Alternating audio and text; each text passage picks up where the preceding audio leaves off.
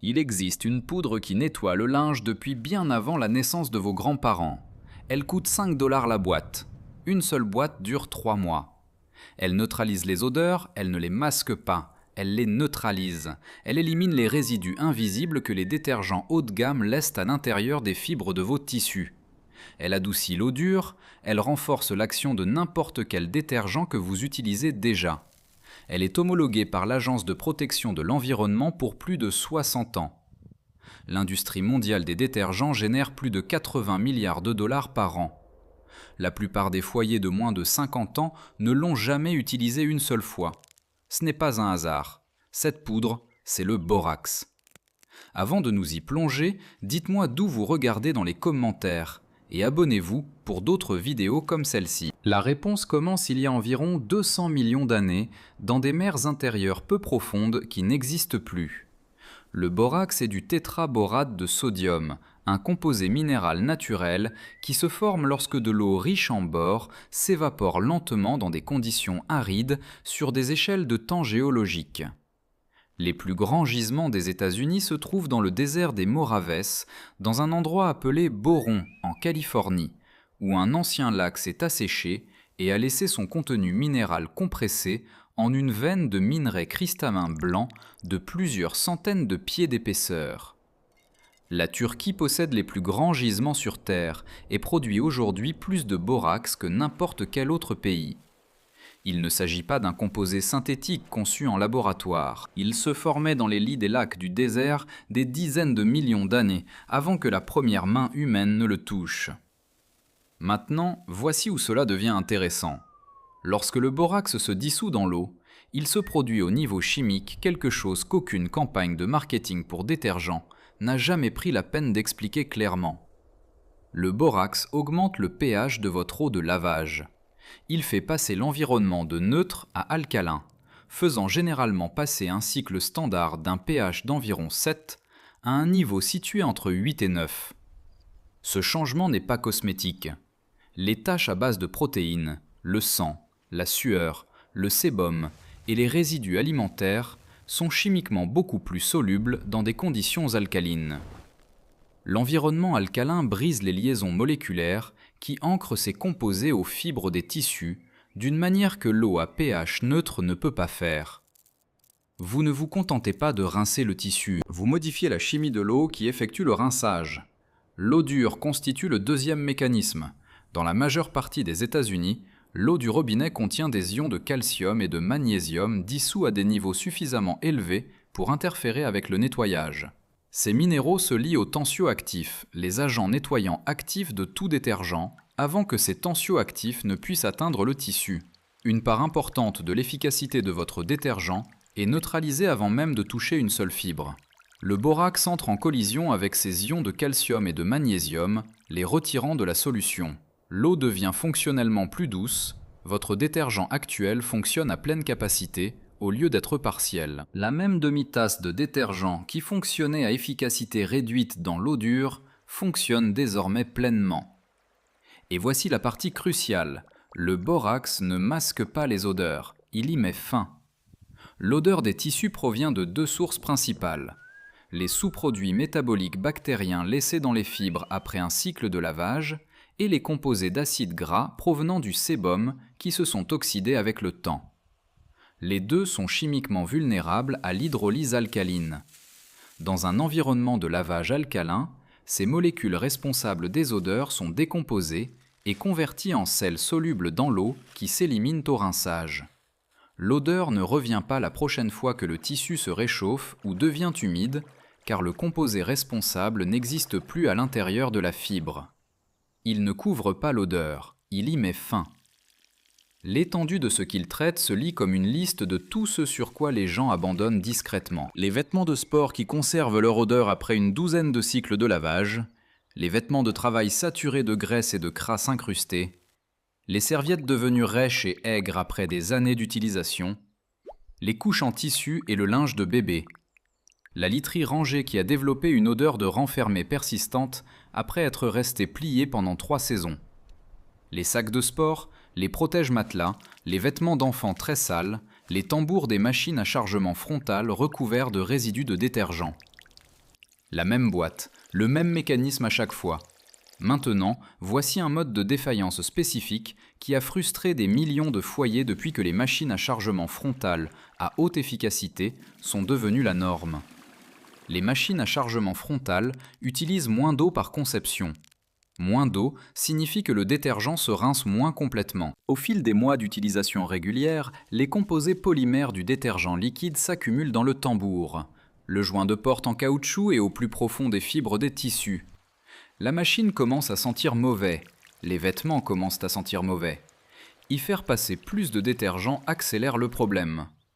Un cycle à vide mensuel, avec une demi-tasse de borax dissous dans de l'eau chaude, élimine les résidus accumulés dans le tambour et les joints. L'ajout de borax aux charges régulières commence à éliminer l'accumulation de polymères des fibres des tissus cycle après cycle, restaurant une capacité d'absorption que la plupart des gens considèrent comme une simple usure normale. Les recherches publiées dans la littérature sur la chimie des textiles confirment chaque mécanisme. Les tests de produits de consommation cités dans de multiples revues de chimie domestique documentent une amélioration mesurable de la rétention des odeurs et de l'absorption des tissus suite à l'utilisation constante de borax dans les foyers ayant de l'eau dure. Un composé utilisé dans les opérations de blanchisserie institutionnelle depuis plus d'un siècle n'accumule pas un tel palmarès par hasard. Alors pourquoi ne figure-t-il pas sur toutes les listes de recommandations pour la lessive aujourd'hui? L'histoire répond à cette question. La marque aux 20 mules a enregistré ses premiers produits à base de borax en 1891. Et pendant les 6 décennies suivantes, ajouter une mesure à une charge de linge était aussi ordinaire que d'ajouter du savon. Les hôpitaux l'utilisaient pour l'entretien du linge, les hôtels l'utilisaient pour les cycles de literie en vrac, l'armée lavait les uniformes avec pendant 2 guerres mondiales. Ce n'était pas un remède de niche ou un secret de fabrication. C'était une pratique industrielle standard dans toutes les opérations de blanchisserie professionnelle qui nécessitaient des résultats fiables à grande échelle. Puis, entre les années 1950 et les années 1970, les grandes entreprises de biens de consommation emballés ont consolidé la catégorie de la lessive ménagère autour de formules de détergents tout en un exclusives. Le changement fut commercialement total. Procter & Gamble, Unilever, Colgate-Palmolive ont chacun créé des gammes de produits conçus pour remplacer le système de lessive à additifs multiples que la plupart des foyers utilisaient depuis des générations. Le borax était un composant standard de ce système. Les nouvelles formules tout en un l'ont rendu superflu, ou du moins, c'est l'histoire qui est parvenue aux consommateurs. Maintenant, voici la question que personne dans l'industrie ne veut que vous posiez. Le borax n'a pas de brevet, aucune entreprise ne possède le minéral, aucune marque ne peut facturer un prix fort pour du tétraborate de sodium, extrait d'une montagne dans le désert des Moraves. Une formule de détergent exclusive dans une bouteille de marque, vendue sur un cycle de réapprovisionnement de 2 semaines, est un commerce. Une boîte de borax à 5 $, qui dure 3 mois d'utilisation régulière, ne l'est pas. Ce n'est pas une coïncidence. Et voici la partie qui me reste en tête. Les résidus de polymères que les détergents liquides modernes laissent derrière eux dans les fibres des tissus et les tambours des machines à laver. Les résidus qui réduisent l'absorption, emprisonnent les odeurs et dégradent les performances des tissus mois après mois sont précisément le problème que le borax élimine. La catégorie de produits qui a évincé le borax du rayon des lessives ménagères a créé la condition de défaillance exacte que le borax résout. La solution était sur l'étagère pendant tout ce temps. Vous connaissez déjà la réponse. Un minéral de base qui prolonge la durée de vie utile de chaque charge, élimine les résidus de la machine et coûte 5 $ pour 3 mois d'utilisation, n'est pas un produit qui génère des revenus récurrents selon un calendrier fiable. L'engrenage chimique est le produit. Le borax se situe entièrement en dehors de ce cycle. Voici exactement comment l'utiliser et les erreurs qui le font échouer. Pour une charge standard, ajoutez une demi-tasse directement dans le tambour avant de charger les vêtements. Pour les articles très sales, les vêtements de travail, les équipements de sport, les sacs de sport, utilisez une tasse entière. Pour les odeurs incrustées persistantes, dissolvez d'abord le borax dans de l'eau chaude. Faites tremper les articles pendant 30 minutes, puis lancez un cycle standard. Le borax est sans danger pour les machines à haute efficacité. Il ne produit pas de mousse excessive et ne laisse aucun résidu qui lui soit propre. Si vous possédez un saupoudreur, cela aide à atteindre le fond des plis et des coutures des tissus, là où la poudre appliquée à la main ne peut pas aller. Pour l'entretien des machines à chargement frontal, lancez un cycle à vide à l'eau chaude avec une demi-tasse de borax une fois par mois. Cela nettoie le tambour, le joint de porte et les tuyaux internes des polymères accumulés. L'odeur de fond persistante que les propriétaires de machines à chargement frontal apprennent à gérer cesse d'être une caractéristique de la machine. Une limite honnête a sa place ici. Le borax donne ses meilleurs résultats à des températures d'eau supérieures à 60 degrés Celsius.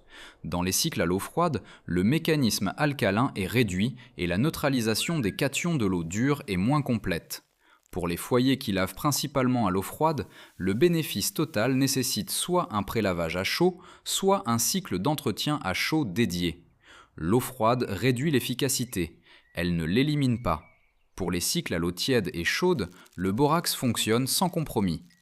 Le borax ne doit pas être utilisé sur la soie ou la laine. Toutes deux sont des fibres à base de protéines et l'environnement alcalin qui rend le borax efficace sur le coton et les synthétiques dégrade les liaisons peptidiques des fibres protéiques. Pour ces matières, utilisez uniquement un détergent à pH neutre. Pour tout le reste, le borax est sans danger.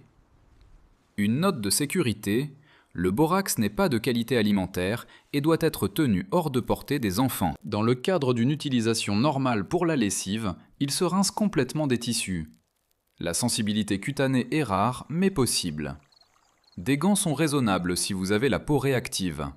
200 millions d'années de géologie ont laissé un minéral cristallin blanc dans le lit asséché d'un lac des Moraves.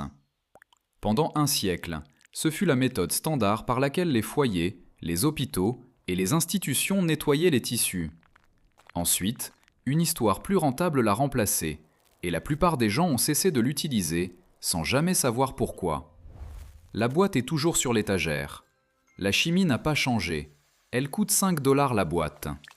Si cela vous a apporté quelque chose d'utile aujourd'hui, partagez-le avec quelqu'un qui achète du détergent à 18 $ et se demande pourquoi son linge ne sent jamais tout à fait bon.